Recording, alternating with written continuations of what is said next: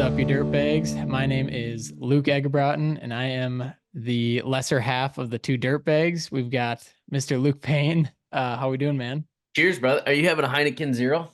Dude, Is that an no. actual Heineken? Heineken Silver. I don't know what the difference is, but this one's got like 4.5. So we're Wow. Better than gas station beer. Good for you. yeah, if I start slurring my words, it's because of this one beer, and Because of it's that. been a while. I'm not having one tonight. I forgot to grab one. But if I were to have one, I don't know what I'd be having tonight. So Dude, I'm speaking of that, saving let's up. get that out there right away. We're looking for a drink sponsor. Oh, yes, we are. I don't think we've leveraged our Dirtbag network enough. So this is one, Luke, you and I have talked about. We're like, why don't we have a Coors Light sponsorship or a Heineken Yeah. deal or even like a Like a Coors local Banquet. whiskey Hmm. banquet?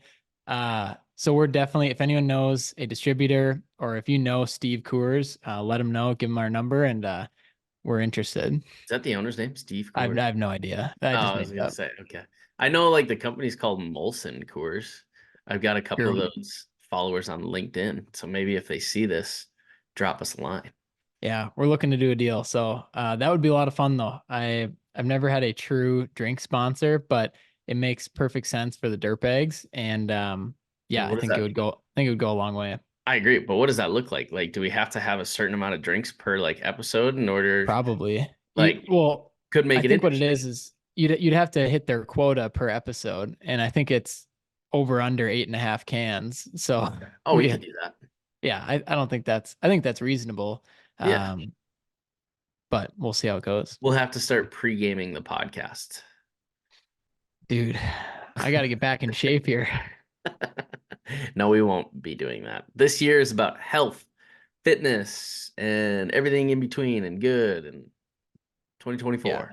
Dude, I think just business, but health in a lot of areas of your life. Like it doesn't have to be like the sucky part of getting Yep, healthy, but it can be just the stuff that gets you riled up and gets you excited. So, I agree.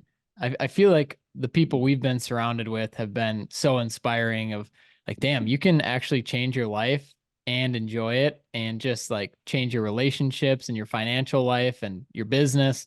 It's really cool to be surrounded by people that actually care and want to make a difference. Absolutely. And the ones that support you while doing it. That's Yeah, interesting. That is cool. But anyway, recap episode tonight, Luke. Last night we had our webinar with Scott Peeper. Or is it? nice. Yes, Yeah, because it confuses me because we have a Peeper that works for us and it's spelled different. So I always want to PIE. say, yeah, Peiper is the one that worked for us, but then yeah. So, but anyway, Scott, awesome webinar. If you were not there, you definitely missed out because the value he brought was just like, and he even said it at the beginning, I'm going to dumb this down for you guys. And the coolest analogy that I remember hearing from him was like the restaurant one. Yeah. Okay, Oh, so good. it's so cool because you're like, fuck, yeah, that doesn't make sense at all. Why are we doing that? But it was, and Scott, if you're listening to this and I'm botching it, I'm sorry, but it was, okay, you open up this restaurant, you are open for 30 days. At the end of the 30 days, you decide to invoice everybody for all their meals. Then, you don't get paid for 30 days until after you invoice it. Then the customers are going to take 10% just in case something happens. He's like, there would be no restaurants. And I'm like, fuck yeah, there wouldn't be any restaurants. Why do construction companies have to do that? Dude, it's hilarious when you hear it put like that. It's because construction, it just feels normal. It's like, yeah, that's Yeah, what happens. You don't get paid for it's 30 days, but then it's a net 30, so then it's 60 days from the correct. time you got on the site. And if a restaurant did that, or if any other business did that, they wouldn't be in business or they wouldn't 100%. do that business. So it was Scott did an amazing job from my perspective of really dumbing it down, even for somebody like me to understand business in numbers, but also just understand cash flow because I'm not a spreadsheet guy. I don't nerd out over numbers, Yeah. but and I also read his book beforehand, which really helped. So Scott wrote the book, The Big Book of Cash Flow, and anyone that actually registered to our webinar last night is going to get a free copy of the book. So that was another value add that Scott brought with it. What are some of the takeaways that you got from the book? Like, is there anything that really like kind of stood out to you? Like, fuck, that's a really good point, or like, hey, that's going to stick with me for a while. Yeah, dude. Honestly, and this sounds probably simple to a lot of people, but profit is not the same thing as cash flow. Like they're Mm. just so, so different. And I love his analogy of, let's say you get $1 million job. Oh, you're going to make 30%. That's $300,000. You're going to take that all day, no problem. But if you don't know your numbers and you don't look at how much cash you're going to need up front to get materials, to get your team, labor, your equipment on site, and if you don't have that cash in the bank, like you can't do it. And Yeah. so it was very interesting hearing those scenarios. But his cash flow tool that he built out or his team built out, it shows you like where you need the money and exactly how much you need. So the book really, and it has, like he said, it has pictures, it has graphs, it's big words, it's 90 pages, very, very easy read, but it really dumbed it down so you could see, okay, this is how much I need to complete the project and then to actually bring the profit home. Yeah. And I think that's how a lot of businesses go under. It isn't necessarily from the profit, but it's to the lack of cash flow and they just can't pull themselves out of it because then the next job, they're just trying to finish this last job.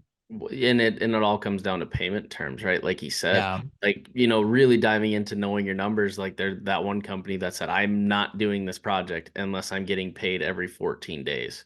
And he's like, he gets a shit ton of work because he's really good and he's got a certain market that he hits, and it just is what it is. And I think that's cool. And I mean, very cool to highlight that too, because that is an industry problem to where you hear it all the time. People get disgruntled because it's like, hey, have you been paid yet? No, still waiting on it. Don't have an update. Don't know when it's going to come. And that's your money. That's money that you worked for and that you need to Yeah. pay your bills with. And it just, yeah, it's like a never ending ladder. Yeah. And one of the things I've loved most about the webinars is the real world examples. So Scott actually went through one of your projects with Western and went through the cash flow cycle and what would have happened if you did this differently and what would happen if you had money at this point. And it's always fascinating when we add in the real world examples because you can speak out of a textbook as much as you want, or you can speak philosophy or scenarios, but when it's actually like your project and all the real numbers, like what a great learning moment for me, for you, and then for everyone that was on the webinar. Yeah, I felt bad because I was like, I'm gonna be greedy and I want to send him one of ours just to like see what it all entails. But at the same time, I didn't feel bad and I was super excited that he used it. So Yeah, we were kind of joking about that when we were in the practice session with Scott and Sarah, and we're like, yeah, this is it. There's yeah, actually there's nobody signed up. It's just us four. Scott, we're gonna take you through some scenarios, and he just laughed. yeah, it's like, yep, nobody's here. Yeah, we're just gonna use you for your knowledge and for my own spreadsheet. So Exactly. But no, a webinar was super good. I would go out to say that that was probably one of the best webinars that we've had to date. Obviously, we've had some pretty good ones, but the amount of value that Scott brought is it's going to be tough to up that one next time. yeah, So you and I got to start bootstrapping here, Luke, and dude. getting creative. Absolutely. And the one of the things that I usually look at is retention rate of like how many dirt bags or how many people come on and then how long they stay on the webinar for. Because yeah, sure, it's one thing to pay the $20, come to the webinar for 10 minutes, then jump off and go eat dinner with your family. But so we had 58 dirt bags and dirt bagettes join the webinar. And I think it was an hour and 10 minutes in. That's when we lost our first person. Yeah. And then it was 57. And then at the end of the hour and a half, it was like 53 or 52. So Yeah. incredible retention rate. And that's my favorite part because uh, when we do these things, and it's every 6 to 8 weeks usually, people show up because they want to be there. They're there to learn something. And I think we're getting a lot better about setting the ground for that, of saying like, okay, we're not here to just bullshit around and like laugh and yell at each other. It's like let's bring in somebody that's capable and let's get something done here. And Let's learn something from this. Yeah. it's probably nice to get a break from you and I just yapping the whole time. So bring I would in agree. we bring in a Somebody that, professional. yeah, somebody who actually has qualifications to where you and I are just, Credentials. Yeah, credentials, qualifications, and where you and I are just kind of bantering, having some fun, having some drinks, and by the end of it, we're both slurring. So it's a good change of pace. So, but yeah, I mean, really fun webinar. So Yeah. And then I know, so that kind of goes into the next one. Luke, you and I are going to start planning that right away. So anyone that was on the webinar, send us any feedback, things that you really liked that we did. We changed it up a little bit, and then send us anything you want to see differently on the next one. yep. Then the third thing is the topic. That's always the biggest thing that we're trying to plan is what is the biggest issue, or where can we add the most value with a webinar and who to bring in. And I was talking to Brantley McDonald with Elevate after, and I was just seeing what he thought about the webinar. And he just said it came at a perfect time because, they've been working with some cash flow issues, and that's the whole point. It's like, we're trying to hit the nail on the head of like, not just talking about something that doesn't matter, but talking about the real things that are struggles relevant. Yeah. and relevant struggles that people are having, so we can help solve them. Yeah. One thing that I hate about like the cash flow topic, and I shouldn't say hate, but it's misconceived. People think that say your business goes under and it's because people weren't getting paid. Going through Scott's whole like presentation, it's like that is the reason why these companies are failing, is because they're probably not getting paid on time. Maybe they don't know their numbers as well as they should. So, again, going back into the webinar, Scott really diving in and giving those tools to help people like understand that. Again, that is immense value. And then, like you said, going into the next webinars, I know we've struggled with it. Other people have struggled with it. So it's fun to be like a real life, attribute or a real life like struggle. Yeah. And also too, on the knowing your numbers part, it's funny how that's basically all it comes down to is if you know your numbers, you're going to be totally fine because you know what jobs you can afford to take on and what jobs you need to stay away from. Because he also gave another example of, I think it was some example of, a one crew truck in a truck was bidding a $500,000 job, and their margins are a whole lot different than if you have an enterprise and you go bid that $500,000 job. Your margins are way different. And yep. I think you just need to know that, and it's okay to turn it down or know where you're at. But if you have no idea and you just look at, okay, yep, 500K, that's gonna be good revenue. I mean, that's how you're gonna go under, is just looking at top line. 100%. You got to look at your bottom line too. And like Randy always says, Randy Blunt, there's nothing wrong with being the most expensive. He's like, obviously you got to win projects, but being the lowest guy, sure, you might get a lot of work, but are you really gaining anything? How much are you spending? How much are you putting out? How much are you receiving back? So, having some value to the work that you do, I feel is a topic that needs to be more widespread and more well known. Is like, it's okay if you're not the cheapest guy. It's building those relationships and, executing well on these projects. And that's what's going to help you grow your businesses. And you can't do that unless you have good profits. All right, you dirtbags, we're going to take a quick break to thank one of our sponsors, Lambert Insurance Services. If you know Luke and I, we started this podcast to provide value to the construction industry. When we went to seek out an insurance company to work with, there's not a whole lot that are specific to the industry. And we really didn't want to work with a generalist agency, so we kind of put that on the back burner. Then we got to meet Sam Lambert. Sam is a fellow dirtbag himself.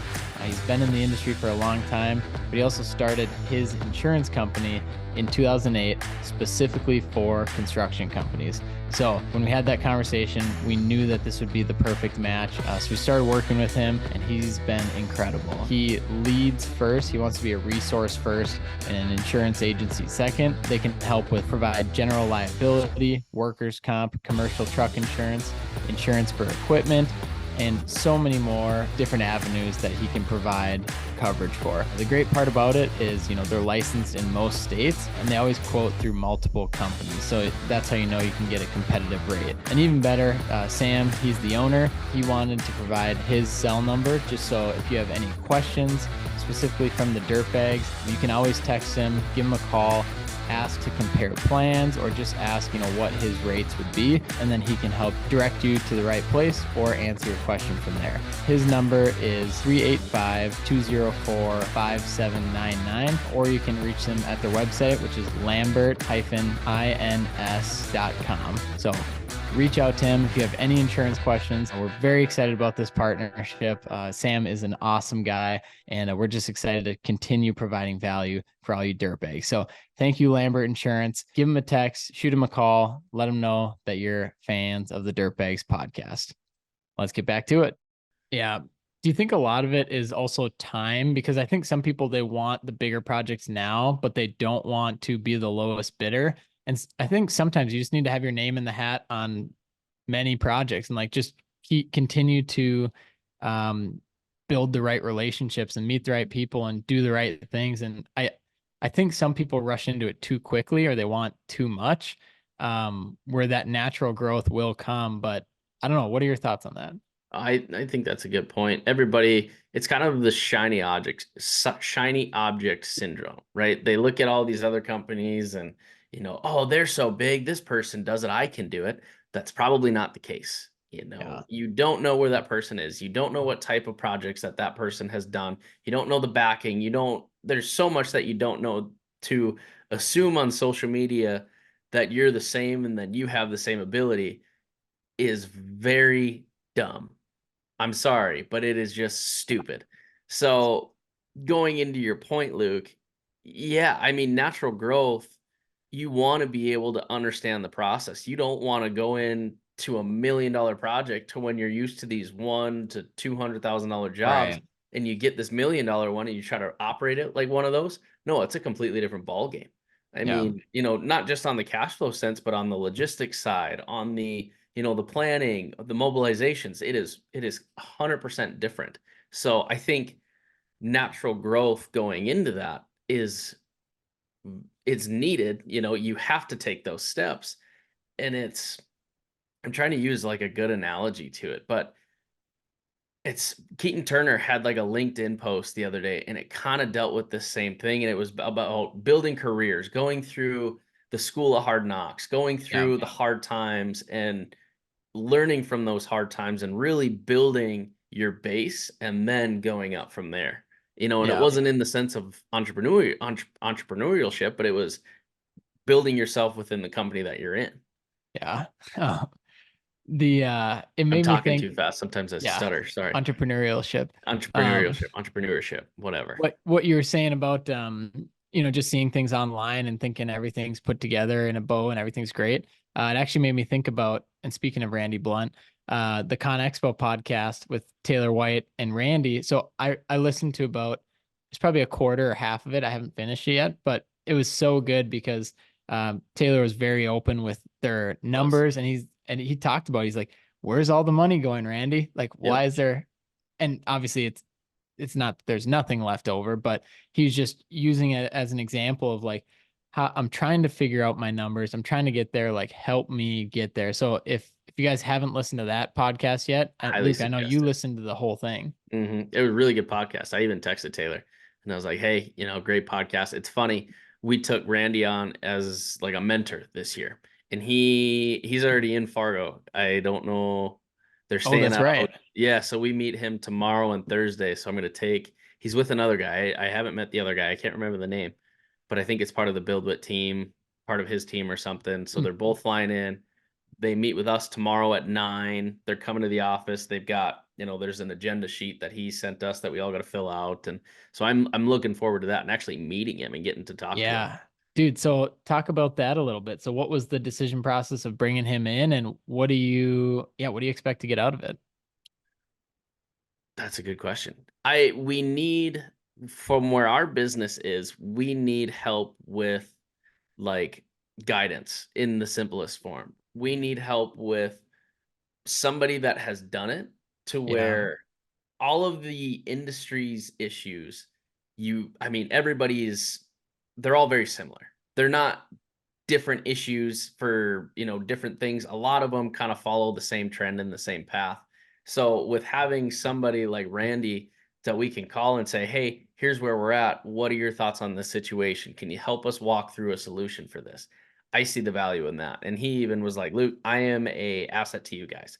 If you need me to hop on a complex bid and give you my 2 cents of like, hey, you're totally off the mark on this. I would look at this, dig into your geotech a little bit more, Yeah. or hopping on a contractor meeting with us and, helping us decipher things. Just being a tool is what he said. And I think that's what I'm most excited about because I'm young, Cole's Yeah. young. There's a lot that we haven't experienced and we're operating at a very high level, but we want to take that next step internally and we almost need to bring somebody in that has done it to help give us some direction. Yeah, I mean, when you start busting out the seams like that too, and a lot of times it's not in a bad way, like it's from growth, it's from good things, but yeah, it's okay. How do you reset and take that next step? How do you reset your systems? How do you accept guidance? And I think that's the big issue is a lot of people don't seek and accept guidance from other people or mentors or coaches that have been there before.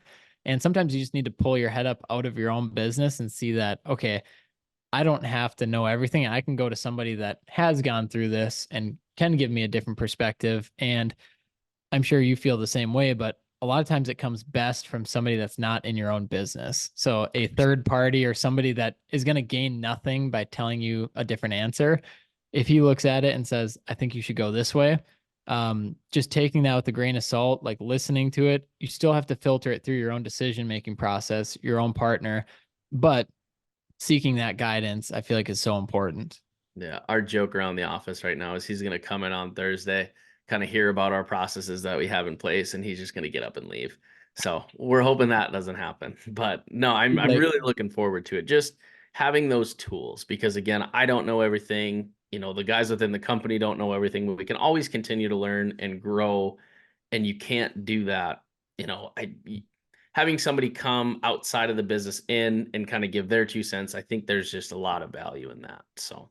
yeah, Randy's past is awesome too because he's seen kind of both worlds, and now with especially with BuildWit, he gets to work with not just one construction company with Blunt, but he gets to work with tons of construction companies. So I think that adds a ton more value as well of getting to see different figures, different numbers, different bids, and then different systems as well, and seeing what has not worked, and then also what can get you through some of that. Correct. So yeah, no, looking forward to that. And then dinner, I'm excited to go. Just kind of some one-on-one with him. So Southtown Poorhouse, or where are you guys no, going? we're gonna go. Hopefully find a good steak somewhere and Okay. chat it up. So I'm anxious for that. You and Cole, or just you and Randy, or Hopefully Cole could come. I yeah, just told Randy. I said after that night, let's go dinner somewhere. Let me know what you're thinking. He's like, I love a good steak. I'm like, perfect. I know just the spot. So sick. so Well, hopefully Cole comes. But yeah, good stuff. I was thinking about it too. I know we talked about, Western this year and what you guys are looking to do, but do you think there's any different hires that you would make this year or any different positions that maybe you haven't hired for in the past? I know as you're growing too, it's just a lot of demand of, okay, we need somebody as an operator, we need a laborer. But is there anything as you're taking a step back, and maybe you'll learn this weekend, that could be an integral part of your company? it's a good question. We're restructuring a lot of like the employee side with us. We're really nailing down. We didn't really have crews last year. It was kind of Mm, like, hey, you're gonna be here, here, and here this week. Okay. Here's who you're gonna be with. yeah. The benefit of having crews is, all the guys said it like, hey, we need to define our crews. We need to kind of Right. define our schedules. So we're not relearning projects. If we have to go somewhere the next day, we can kind of build that brotherhood with the guys that we work with, and figure out that flow. So that's something that we're really going to spend some time on this year. One thing I know we need, and we're transitioning somebody into this role, but is like an equipment manager. We have a Oh, lot we yeah. have a lot more pieces now, and it's hard to rely on infield guys to always be on top of like, oh hey, our 316 is for its 500-hour service. Oh shit, we Mhm. have 750 hours. So keeping track of all that, pickup maintenance is big. So we're gonna have somebody designated to really kind of controlling that realm and making sure we have what we need and staying up on maintenance so we don't have any failures. Dude, that's awesome. I suppose would that kind of fall into the parts category too, of just making sure everything's stocked, inventory, everything's up to date. Just Kinda, a little kinda, bit, yeah. yeah. Yeah, And like the parts for like our pipe crews, right? We would say the pipe foreman is going to be in charge of like the I parts gotcha. because they'll understand, hey, we go through these uncertainties way faster than we would these Ys or these gate valves or whatever the case. Sure. So that's kind of on them to do that. It's just more on the maintenance side, keeping up with the maintenance, making sure guys are checking oil every day, they're checking, they're greasing daily, checking their fluid levels, all that stuff. So it's designating somebody to do that. Yeah. Well, that'll be good. Yeah. Who won the extra PTO at the Christmas party? There's a couple guys that won. I can't remember offhand, but I think we gave 4 of those. So Oh, wow. so Extra yeah, five days. extra 5 days. So we give Dude, 12, so they'll get 17. So dude, that not was bad good. at all. Yeah. I love that. We were in Tampa last week or 2 weeks ago, and I was talking to Josie and our team about that. I was like, we got to do a Christmas party this year. And Hell so yeah. I'm pretty actually excited about this. So we talked about doing that week in between Christmas and New Year's, but then we're like, gosh, we all spend so much time with our families and all that. So probably not a good time. So I think we're going to look at a week after Thanksgiving or something when everyone's kind That'd of be in cool. that lull, but we're going to do tiers. So I'm pretty excited about this idea. So we're going to start with one tier. Let's just say, okay, if we hit this goal, we all take a trip to Arizona. And obviously, Liv and I live here. We do a bunch of stuff here. But then if we hit another goal, then the trip would, instead of Arizona, it would be like San Diego. And then Cool. if we hit like a higher goal, business goal, probably revenue or profit or something, then we could do like Hawaii or That would be Switzerland that or would be fun. something. Hell yeah. And so, and I'm really thinking too, I'm like, man, this would be cool for me as a business owner to like try and shoot for that growth, but also for the team to be like, shit, let's go get Here's that what we next got. one. Yeah.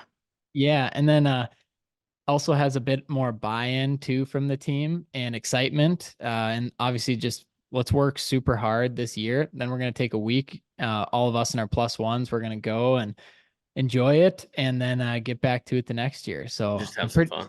yeah, pretty stoked about that. Honestly, Will's Mexico Mexico trips trips. just kept getting me thinking. And then your Christmas party, I'm like, damn, we got to have a cool Christmas party. Trips, I mean, trips are a really good way to, like, Will does it right. Brings his whole leadership team, brings his management team. I don't know if, like, he was telling me some laborers don't go. I don't think it's the entire company, but I think it's like a good majority. And, Yeah. they all go down, they have a blast. He was telling me, he's like, yeah, everybody gets drunk, everybody's loving the margaritas, swim up bar, all inclusive. He's like, Luke, it was Sick. great. I'm like, God, you're a fucking stud. So that is really cool. But at the same time, too, on my end, I'm like, guys probably wouldn't want a vacation with me. Yeah. So we're Yeah, gonna that's give, true. yeah, I mean, I'm okay, but I like to be in bed by 9. Kind of getting So old. yeah, so if Dad. I can give trips to where they can bring their significant other, their Yeah. girlfriends, or a buddy like Andy Tipler, he's going out to Nashville. I can't remember. I think the end of February or something, and he's bringing That's a friend. awesome. And then Jake Lotzer going out to Vegas. He won the Vegas trip, and he's bringing a gal with him, and I'm like, good for you, man. All Like how right. so that's super cool to where they get to experience that with as somebody else. So Yeah, no, that's cool. And honestly, too, I think that's probably a good idea, especially as the team gets bigger. yep. Because yeah, not everyone's gonna jive well together. And it's like, yeah, I'm not that great to hang out with, so might as well No, go do I'm your kind of own boring. thing. Yeah. Yeah, kind of boring. Not around blackjack though. I'm pretty fun around blackjack. Yeah, dude, I'm excited to get back to the tables and start splitting some aces. I know. I have to start working on my presentation, which is on my to-do list here this next week. Gotta figure that out because I've And just been running around and because Der- I leave the 11th. Durbin, if you're listening to this was recorded January 1st, so Yeah, this was Durban. This was not on the 31st. This was he's January 1st. he's way ahead of it. Yeah. So, but no, I'm looking forward to that and just spending some time. I mean, you and I haven't spent what I think Con Expo Yeah, dude. was Probably the last time. that was March of this last year. Yeah. Yeah, so it'll be a good time. We got to have our dirtbags meeting too and Yep. see how that looks. I know that's something we just opened up last week or 2 weeks ago. We're looking for sponsors, and so we opened up a couple ad spots there. So I know we've got a few meetings we're excited about, and Yep. hopefully get that drink sponsor too, which would be electric. Huge. Molson Coors, if you're listening, Coors Banquets Yeah, Steve or Molson. a whiskey. Yeah, Steve Molson. Oh, But dude, no, that's gonna be good. No, this year is gonna be it's gonna be awesome. It's crazy to see the growth of dirt bags and how much fun we have doing it. So, yeah, we just thank you guys for listening and engaging in it, but then also too for showing up to the webinar and everything. That's I think that gives me more validity of all this than anything is the education side of it. Like, damn, we can all get together late on a Tuesday night, have a couple drinks, but like sit in class basically and learn. It's pretty sweet. it is fun. And it shows that other people are getting value to it to where we're not just saying like, oh, the massive amount of value that you get from this. Other people are engaging, they're showing up. So obviously we're doing something right there. Yeah, I don't know what it is, but we're doing something. We'll keep trying. We'll keep trying. But dude, so that's a recap episode. We've got a few more coming down the pipeline. An electric guest coming up. Within the next month, keep your eyes peeled. We've got Weston Zimmerman, the man behind Sync to Up. I'm excited to talk to him, dude. We've got numbers, CRM, Yep. I mean, material costs. Like he's going to be a really fun one to talk to because he's gone through it, but he's also provided an awesome service for or a platform in the CRM world. So Absolutely. Yeah, no, that'll be a really good one.